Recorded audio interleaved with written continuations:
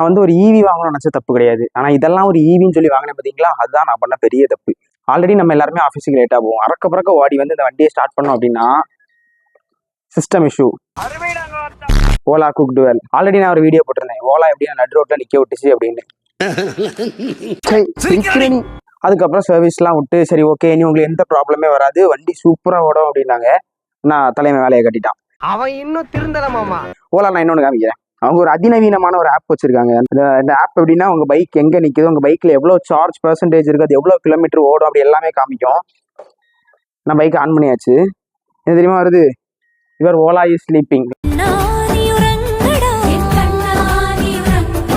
Last updated 1 day ago. Like இந்த வண்டி வந்து ப்ராப்ளம்ஸ் வரது ரெண்டாவது, அந்த ப்ராப்ளம்ஸை ரெக்டிஃபை பண்றதுக்கு அவங்க சைட்ல இருந்து கரெக்டான ஒரு ஆன்சர் கூட வராது. நான் எடுத்த நாகர்கோவில் ஷோரூம்ல பாரதிபுரம் பக்கம் இருக்கு, அந்த ஷோரூம்ல கூட நான் கால் பண்ணி கேட்டுட்டேன். அவங்க சர்வீஸ்ன்னு சொல்லி 2 பேர் நம்பர் கொடுத்தாங்க.